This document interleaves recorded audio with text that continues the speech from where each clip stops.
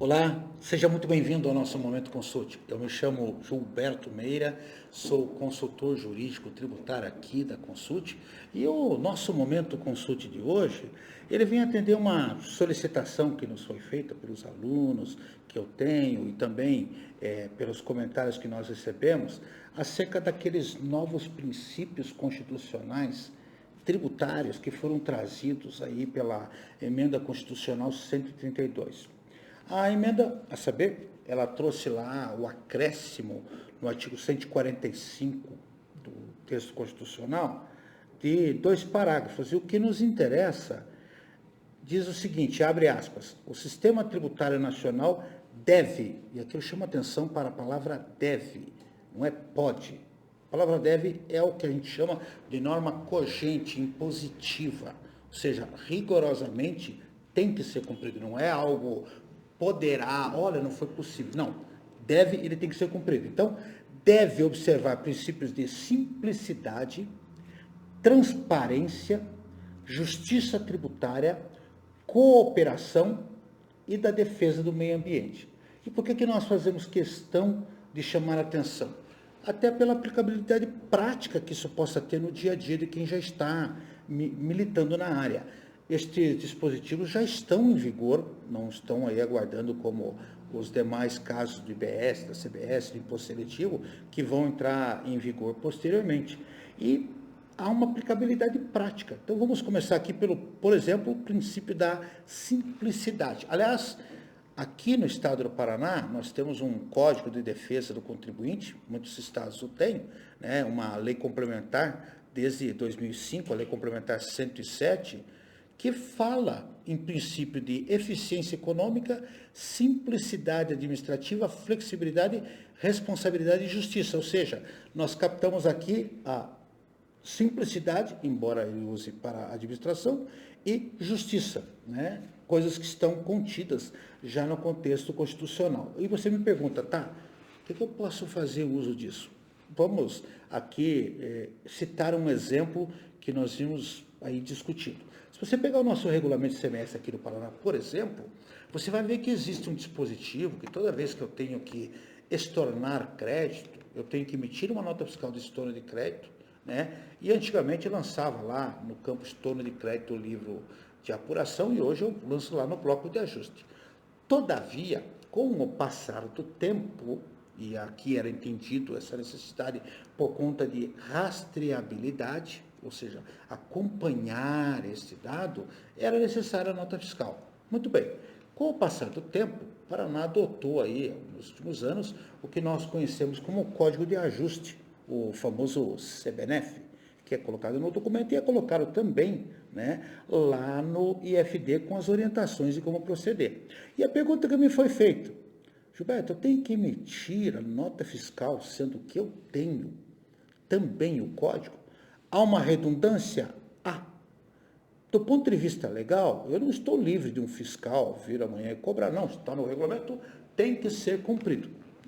Ou a sugestão que nós temos feito, né, e até trocando ideias com colegas, é primeiro a provocação do Estado, porque às vezes o Estado não viu que esse dispositivo ele está fora do contexto, você estaria cumprindo duas informações. E por que nós dizemos isso? Olha, se o princípio da simplicidade, em que pese aqui na lei complementar ele ser uma orientação, e aqui é bom que se diga, princípio é uma orientação, é um vetor, é um norte a ser seguido, né? Regra é o princípio já trazido à norma. Nós já temos isso aqui no contexto do Paraná, em vários estados tem o dito cujo regulamento, ou decreto, ou lei, o que quer que seja, que trata dos direitos do contribuinte. Temos até projetos que nós já tratamos aqui no Momento Consult. Mas o fundamental, há, sem qualquer tipo de dúvidas, redundância. E o contribuinte que eventualmente vier a sofrer uma autuação vai ter que se defender exatamente por conta disso, porque o princípio da simplicidade tornou isso redundante por superveniência. Então, qual seria a melhor alternativa para evitar problemas? Provocar o fisco mediante consultas, né? Dizendo, olha, temos que usar, não espere resposta diferente, se nós tivermos aí o momento de pegarmos aí fiscal mais legalista, um auditor mais legalista, não, está na lei, tem que ser cumprido. Todavia, se você pegar alguém com um nível de formação jurídica melhor, você vai ver que, na realidade, a nota fiscal perdeu, seria o que nós poderíamos chamar de revogação tácita por superveniência. É um argumento jurídico, não quer dizer que necessariamente o fisco vá concordar. Mas fica aqui a dica para que nós venhamos a provocar o fisco, porque é uma forma interessante. Quantas vezes eu já formulei consultas sobre temas e a consulta foi indeferida, mas na prática o Estado edita uma norma de procedimento, um decreto resolvendo a questão. E aí é lógico, resolveu o problema. Você resolve de forma direta com a resposta à consulta, ou, como já tive casos que eu formulei a consulta, e imediatamente veio uma norma resolvendo o meu problema. E foi indeferido por quê? Porque a consulta perdeu o objeto. E nós sabemos que, na realidade, a consulta funciona como um indutor. Aliás, pode ter certeza, o setor consultivo do Estado, o setor agradece, porque eles não têm condição de ficar lembrando de tudo. É tanta coisa que nós, como contribuinte, temos que trabalhar um pouco com o Estado. E aí vem um outro princípio, o princípio da cooperação. Né? O princípio da cooperação é a parceria entre o Estado, a União, o município e o contribuinte. Né? O sistema tributário brasileiro é todo cooperativo. Então, essa é uma outra regra. Então, cada vez mais vocês terão acesso aí a informações dessa magnitude, prevendo aí o princípio da cooperação. Outro princípio também que traz aqui é o da justiça tributária, que no Código de Defesa do Contribuinte está lá. O conceito de justiça, naturalmente, é provavelmente o conceito aristotélico, né? Fazer o que se deve fazer, né? E evitar, evidentemente, qualquer desencontro, porque hoje o conceito de justiça, infelizmente, para alguns é relativo, né? Mas para nós o conceito de justiça tributária é, indiscutivelmente, o pagar o que tem que ser pago e agir conforme a lei determina, assegurando-se todos os direitos. Por exemplo, eu posso ter um veículo parado numa barreira, né, para exigir o pagamento do tributo quando tem súmula do Supremo Tribunal Federal? Não. Uma questão de justiça. Pior, está sumulado. Então, aqui tem que ser usado. O princípio da transparência também é uma forma de dizer como que está sendo gasto o seu dinheiro, como é que ele funciona, como ele é arrecadado. Isso hoje nós temos uma série de informações depois do advento da internet.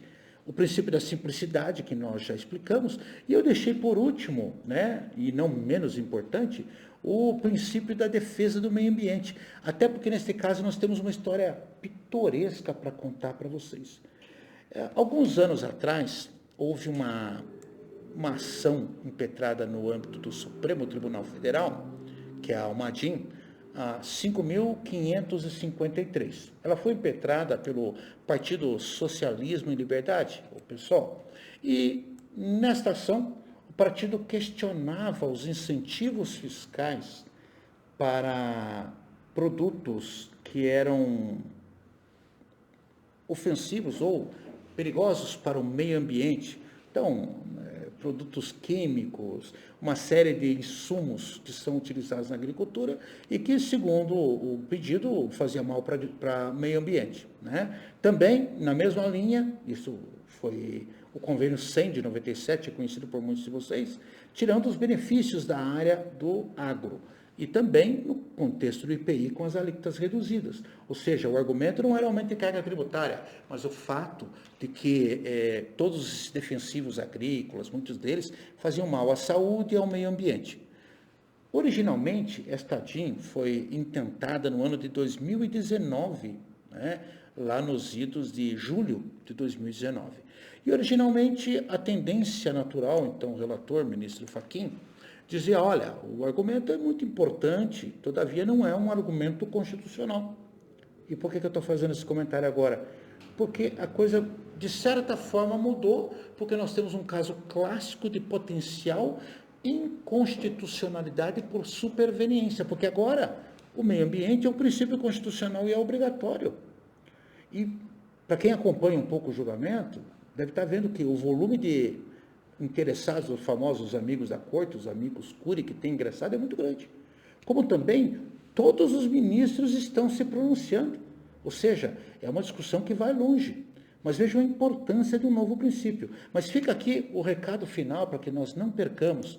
Comece a aplicar isso no seu dia a dia. Então veja, o sistema tributário deve observar princípios de simplicidade, transparência, justiça tributária, cooperação e defesa do meio ambiente. Então, toda vez que você for fazer um pedido, um requerimento, uma sugestão e couber um desses princípios, não esqueça de utilizá-lo, porque como ele é cogente, ele é impositivo, se ele é impositivo para você, é impositivo também para o aplicador da lei, leia-se o Estado. Fica aqui a nossa dica, aguardando você para umas próximas oportunidades, nesse mesmo Momento Consulte, em que nós estaremos aqui trazendo inovações, informações para vocês.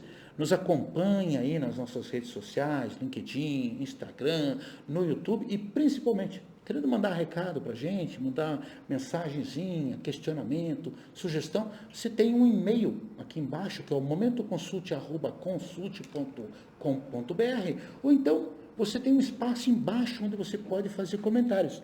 De resto, nós pedimos que você comente, compartilhe, divulgue o nosso trabalho e se tiver interesse, tem uma sinetinha aqui do lado onde você se inscreve e você vai ser avisado.